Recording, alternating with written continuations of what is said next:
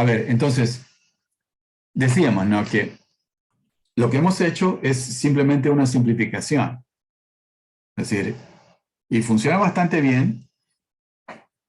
La biela la partimos. Consideramos que hay una parte que tiene movimiento solamente alternativo, sube y baja, sube y baja. La otra parte, abajo, consideramos que tiene movimiento puramente rotativo. Ya está. Entonces, la energía cinética del de arriba es x' cuadrado, masa sobre 2. El problema es que el x' depende del tiempo. Entonces, ¿qué podemos hacer? Simplemente un promedio y ya está. Entonces, no sé dónde estoy. Aquí estoy.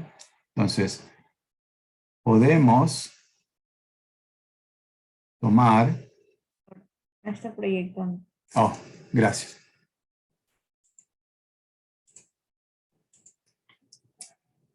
Ok, podemos tomar un promedio de K alternativo en un ciclo y proceder con la equivalencia. Entonces, ¿qué estamos diciendo? Que la energía cinética alternativa promedio pues va a ser igual a un medio de la masa alternativa. Entonces, lo que hacemos es integrarlo en un periodo y lo dividimos para el periodo.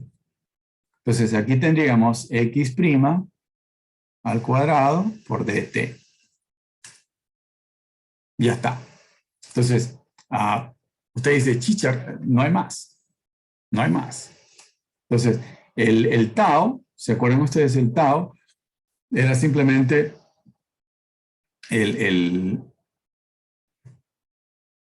es omega sobre, perdón, 2pi sobre omega.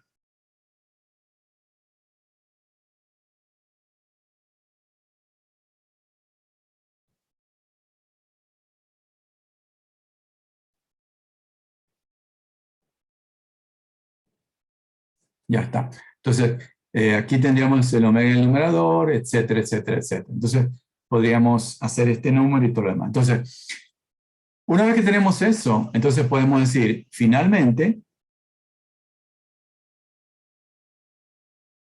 entonces, ¿qué tenemos? Que la energía cinética equivalente va a ser igual a la energía cinética alternativa promedio, más la energía cinética rotativa, que es un medio, masa rotativa, omega R, las dos al cuadrado. Entonces, obviamente que en los tres términos vamos a tener el omega cuadrado y se va a cancelar, porque la propiedad que estamos buscando no debe depender, no puede depender de la velocidad de rotación. Entonces, de aquí será un medio J equivalente a por omega al cuadrado. Este va a ser un medio de omega al cuadrado por masa alternativa y por una constante. Perdón, este no, este es masa alternativa.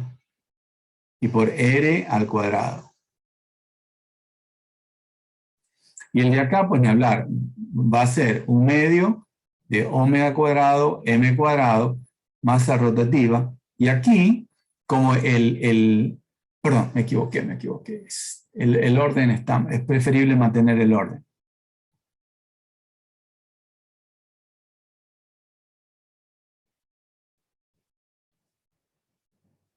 La rotativa es la constante, la alternativa es la que tiene la influencia del gamma. Entonces, esta expresión de aquí, ¿sí?, sale de elevar esto al cuadrado e integrarlo. Entonces, ahí voy a tener el gamma involucrado, ¿no? Entonces, vamos a tener masa alternativa. Voy a poner aquí gamma y ya está. Y más un medio de omega cuadrado, r cuadrado. Aquí también necesito r cuadrado. Y masa rotativa. Entonces, en los tres tengo el 1 medio. En los tres tengo el omega cuadrado. Y entonces, lo que yo estoy buscando es esto. que es la combinación de los dos. Entonces, en los dos términos hay R cuadrado y lo puedo sacar como factor. Entonces, la expresión resultante es un poquito larga y claro, no hay que aprendérsela de memoria, pero lo importante es saber todo el proceso que hemos utilizado para finalmente llegar a lo que tenemos. Entonces, yo ahorita voy a compartir el documento que les envió ups, no es este. La ingeniera, la señorita, ¿dónde está? Acá está. Andreina, aquí está. Entonces, esto es lo que hemos hecho en definitiva. ¿Sí pueden ver el documento PDF, por favor, gente? Sí, doctor. Ok, entonces, este es el proceso que hemos seguido. Pues primero, teníamos el sistema completo, estándar. Luego, lo que decidimos fue esta parte de aquí, que tenga una parte, asumimos que tenga movimiento puramente alternativo, se combina con el pistón, el bulón. Ok, los rines decimos, pero los rines son tan chiquitos, ¿no? El resto lo colocamos acá y a su vez la manivela, ¿sí? La inercia de ella la representamos como una fuerza concentrada en la distancia R. Entonces, en este punto de aquí tendríamos la influencia de la manivela, la influencia de la parte inferior de la biela, combinado aquí. En este acá tendríamos la parte superior de la biela, el pistón, el bulón y los rines, que en fin, ya está. Eso. Una vez que tenemos eso, entonces calculamos la energía cinética. Entonces, este número que está acá es nuestro lío.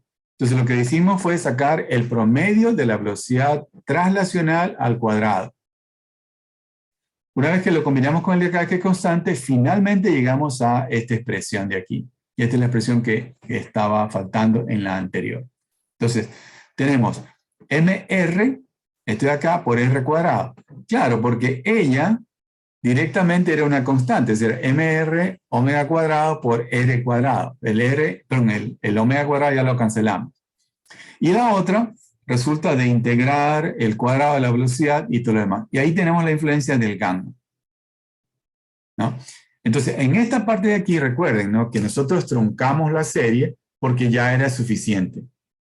Entonces, allí debe haber un término que haga una pequeña diferencia y todo lo demás.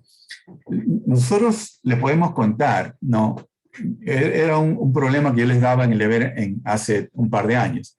Yo les decía, tienen la expresión para X' truncada y tienen la expresión para X' exacta, es decir, considerando el valor de phi.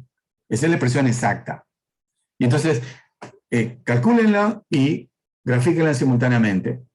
Y prácticamente, o sea, la diferencia era mínima, realmente pequeña. Entonces, menos del 1% y cosas por el estilo. Entonces, créanme, el truncamiento es razonable. Inclusive, en la época de la pera, yo estaba en Michigan, y me acuerdo que en esa época alguien empezó a hablar de que había motores de alta compresión. Entonces, si es un motor de alta compresión, eso significa que la carrera lo incrementan, de tal manera que la relación de el volumen cuando el pistón está en el punto muerto inferior respecto al que está en el superior es más alta todavía. Eso significa que el gamma se incrementa. Entonces alguien ponía un valor de gamma de, por ejemplo, en lugar de 1/4, que es el valor mágico, le ponía de 1/3. Y yo les pedí aquí en clase que hicieran la comparación utilizando ese gamma. Y la diferencia siguió siendo despreciable, es decir, menos del 1% con tranquilidad. ¿Ok? Entonces, esta expresión es razonable dentro de las asunciones que hemos hecho. ¿Sí? Entonces, nos permiten, en lugar de tener, fíjense bien, todo lo que está a la izquierda, ponerlo como si fuera esto de acá. ¿Ok? Ya está. No sé si hay alguna inquietud al respecto. Entonces,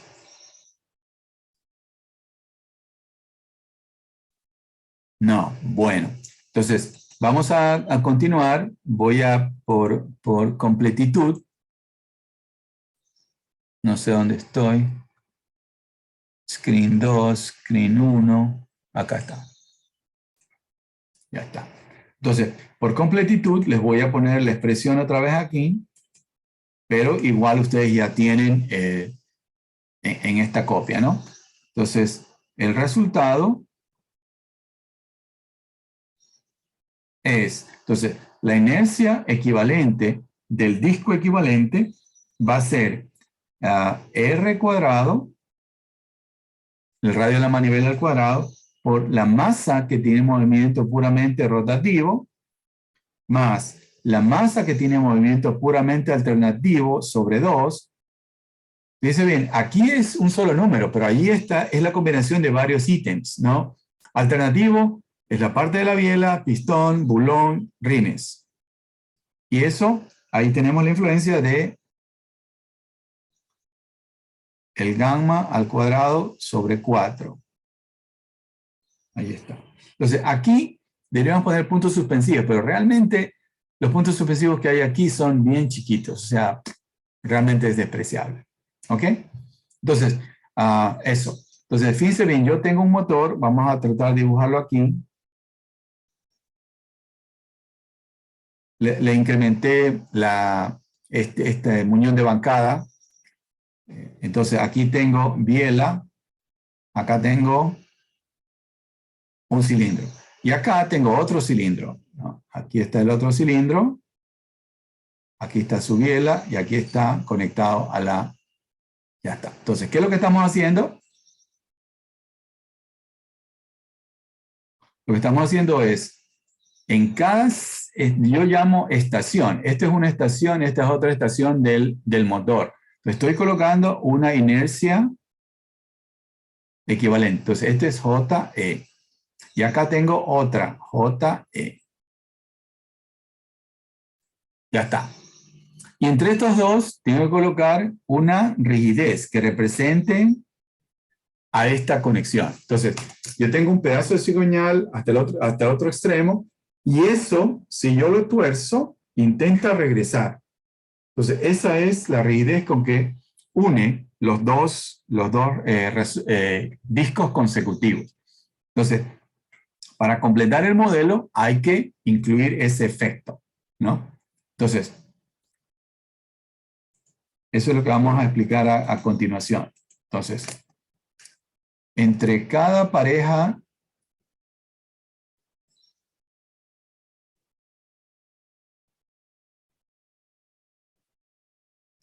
de discos, modelamos la influencia del pedazo de cigüeñal como un resorte torsional. Entonces, más o menos, vamos para atrás.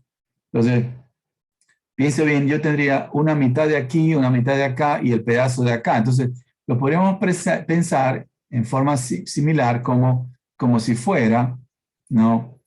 Tendríamos un pedacito del muñón de bancada. Aquí tendríamos la influencia de la manivela. Luego tendríamos el muñón de biela. Luego tuviéramos la otra manivela. Y luego la mitad del muñón de bancada. Entonces, ¿qué tenemos que hacer? Tenemos que fijar un lado, le aplicamos un momento aquí y contabilizamos cuánto rota. Entonces, el K sub Q sería, por definición, el torque que yo aplico dividido para la rigidez que obtengo. Claro, en este momento, con Isaac, estamos haciendo su tesis de maestría. Estamos utilizando elementos sólidos para representar una plancha con una reducción localizada de espesor. y el número de nodos que se necesita para modelar es terrible. Entonces, habría que modelar con elementos finitos, ¿no? El pedacito de bancada, y todo lo demás. Es una cosa interesante. Dentro, ustedes recuerden en su clase de maquinaria, por dentro del cigüeñal se tiene que transmitir aceite, de tal manera que el aceite brote por la conexión. Si yo tengo el muñón, me conecto. ¿Cómo se llaman estas lainas que van entre el muñón y la esta? Por favor, alguien que me ayude. ¿Cómo se llaman esas que se desgastan? Las que de bancada, las que de biela, Las las, chapas. las chapas, exactamente. Entonces, el aceite pasa por dentro del cigüeñal y llega a la chapa. Y entonces evita que haya contacto metal-metal en lo que se pueda. Pero esos huecos habría que ver si es que influyen o no en la rigidez también. Es toda una locura. Pero en fin. Entonces, una opción sería hacer la que hemos dicho, ¿no? Elemento finito y todo lo demás. Otra opción sería, también la hacen, como este pedacito de aquí, usted puede imaginar. Es decir, ¿quién es la persona más fuerte de la clase? Puede ser una mujer también, es decir, la que sea, pero no creo que pueda coger esta cosa y aplicarle un torque para llegar a un valor que puedan medir la rotación. Entonces, porque es una cosa pequeña y tan robusta. Entonces, algo que alguna gente intenta, también he intentado experimentalmente, es, se puede poner todo el cigüeñal. Entonces, es como si fueran todos los resortes en serie. Entonces, la rigidez del sistema se reduce y más o menos se puede llegar a algo razonable. Entonces, se puede poner, por ejemplo, un cigüeñal de 4 cilindros allí. Entonces, lo fijamos de un lado y le aplicamos un torque ahora y este se forma un ángulo total. Entonces, la rigidez de esta combinación es el Q sobre T total. Y a su vez, a partir de allí, podríamos deducir la rigidez de cada uno de los sistemas. ¿Mm? En fin, es complicado. Entonces, ¿qué es lo que vamos a hacer acá? Lo que vamos a hacer acá es, porque no hacer esto es de por sí todo un proyecto y todo lo demás, entonces vamos a utilizar, como quien dice, resultados de los fabricantes. Entonces, los fabricantes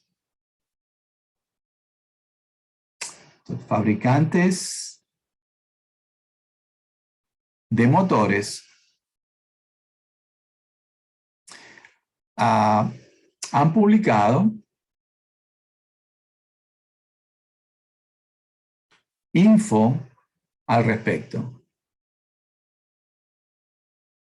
¿Cómo lo han publicado? Pero fíjense bien, yo tengo esto y lo quiero ver como esto, es decir, como si fuera un eje, y este eje lo puedo ver como esto.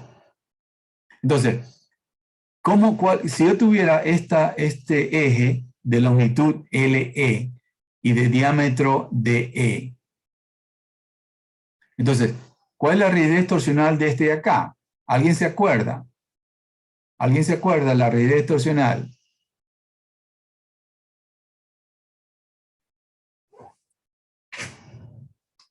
¿Alguien se acuerda la rigidez torsional del resorte?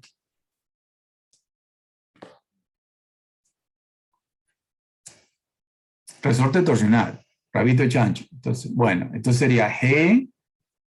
¿Quién es G? ¿Alguien se acuerda quién es G?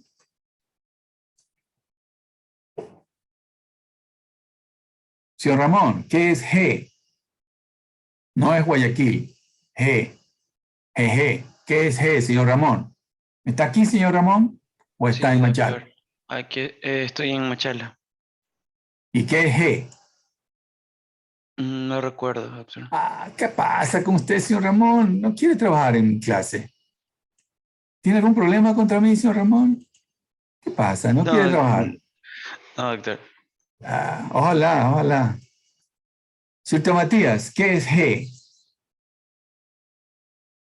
¿Qué es G, señorita No, Matías? no Sí. recuerdo tampoco. Ay, señor Zamora. Señor Zamora, ayúdeme. Help me out.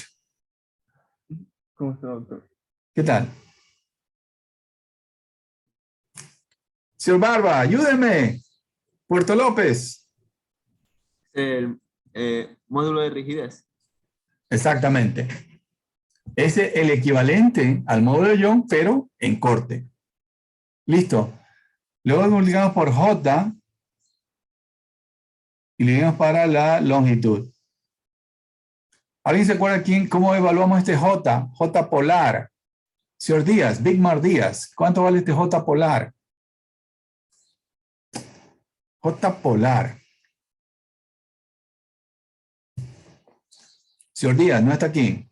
Señorita Sayo, ¿cuánto vale J polar? Pi por el diámetro a la cuarta sobre 32. Listo. Entonces esa es la inercia. Ojo, es inercia polar.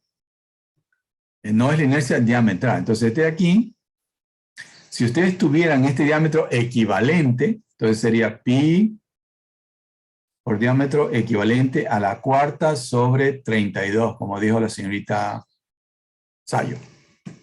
Entonces, los fabricantes de motores han hecho estas pruebas, estas mediciones, y nos entregan esta información. Entonces, en el archivito que les envié, que tiene 2 páginas de PDF, ahí hay otra información, ¿no? Que viene a continuación, que es lo que estamos comentando, ¿no? Entonces, esto que está aquí, lo podemos ver como esto que está acá, lo podemos modelar, y si lo modelamos con el diámetro y la longitud equivalente, podríamos calcular la rigidez equivalente torsional. Entonces, usted dice, chútale, ¿y cómo saco este diámetro equivalente, longitud equivalente? Es una locura. Como hemos dicho, nos hemos comentado, podemos hacerlo experimentalmente. En algún momento sería interesante hacerlo en el laboratorio, ¿no? Es decir, tener el cigüeñal de un motor pequeño, fijarlo de un lado y luego del otro lado aplicarle un torque conocido, ¿no? Y medir, fíjense bien, no la deformación, sino la rotación, la cantidad que rota. Y luego el cociente nos daría la rigidez. En cualquier caso, aquí en esta tabla yo les he resumido formulaciones. Este es del año de la pera. Es muy posible que ahora haya formulaciones un poco más modernas al respecto. Pero en cualquier caso, fíjense bien, Kerr Wilson es un nombre que sería bueno mantenerlo en la historia. Es decir, es una persona que hizo mucha investigación sobre este tema. Él publicó un libro que tenía 2 volúmenes. De hecho, yo siempre lo comento en este curso, ¿no? Que en la biblioteca central tenían una copia de estos libros. Y claro, fue publicado hace 60, 70 años. Entonces, en algún momento yo tuve que ir a la biblioteca y me encontré con un listado de libros antiguos. Y ahí estaban ellos. Es decir, esos 2 libros ya los iban a descartar. Y yo, no, es decir, intenté buscarlo para que me los donaran, para tenerlos yo en la biblioteca, porque realmente vale la pena ponerlos en un cuadro, porque realmente es una obra de arte.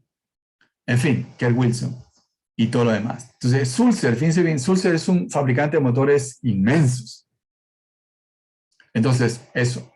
Timoshenko, en el libro de Timoshenko hay una expresión, sino que es súper simplificada. ¿Sí? Y todo lo demás.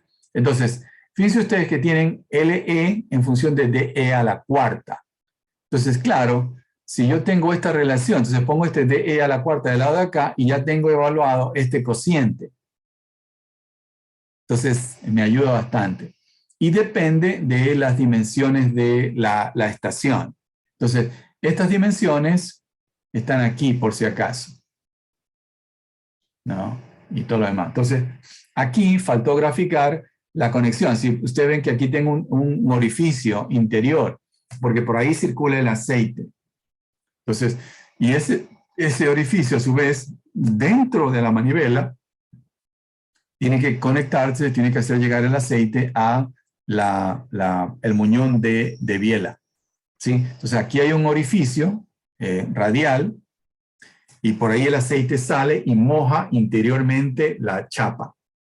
¿sí? Entonces, todo eso incide en la rigidez. Entonces, si vemos acá, si ven el diámetro, el D2, D1, ¿sí? Si ven que está aquí, está negativo, es decir, le está restando rigidez, ¿no? Normalmente es un número bien pequeño, entonces al elevarlo a la cuarta, se hace más pequeño todavía, ¿no? O sea, la influencia no es terrible, ¿no? Porque ustedes recuerdan, ¿no? Si usted tiene el eje torsionalmente, ¿sí? El esfuerzo crece radialmente. Entonces, la parte central, los esfuerzos y la rigidez con la que contribuye es bien pequeña.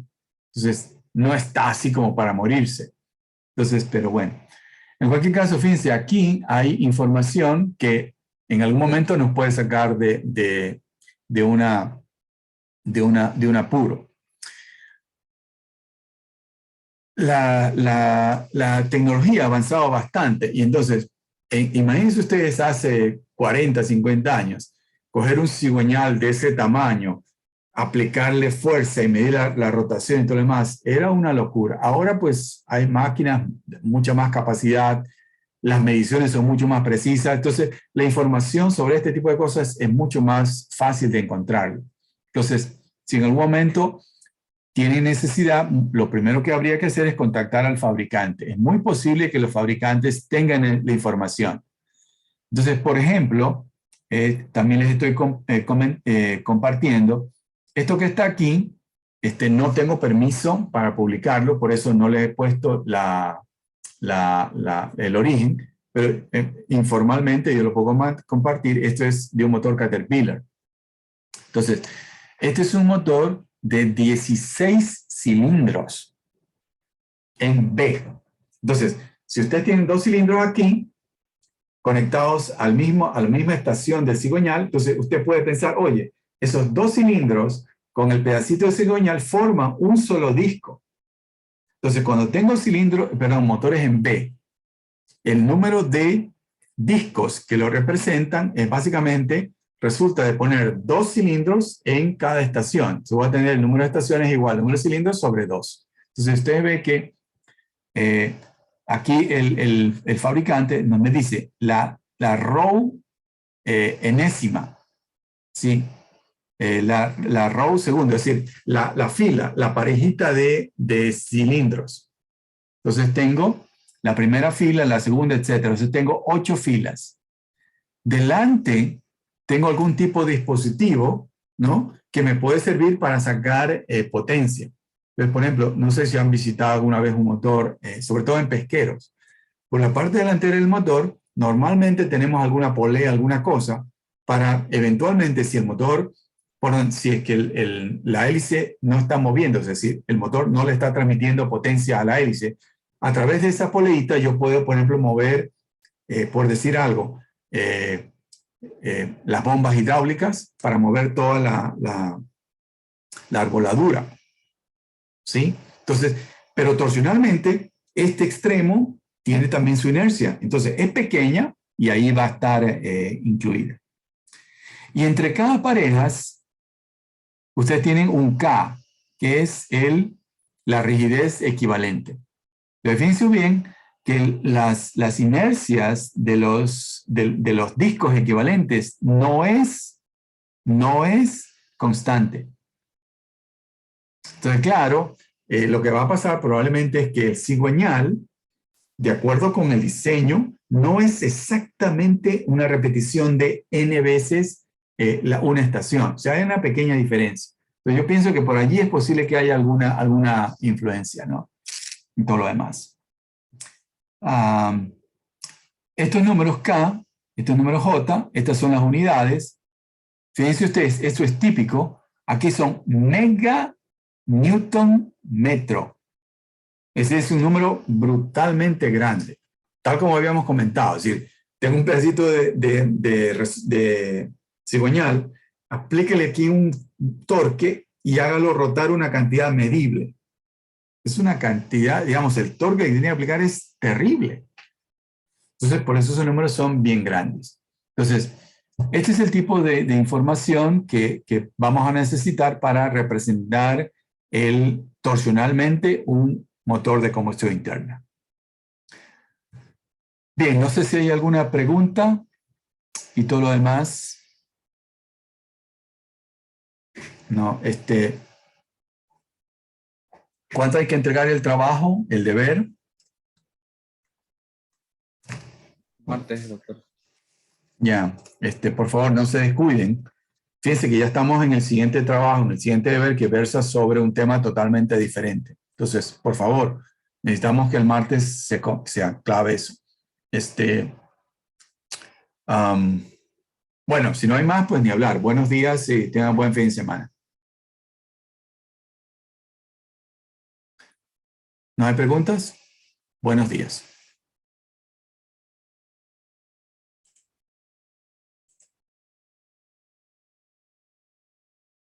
Hasta luego.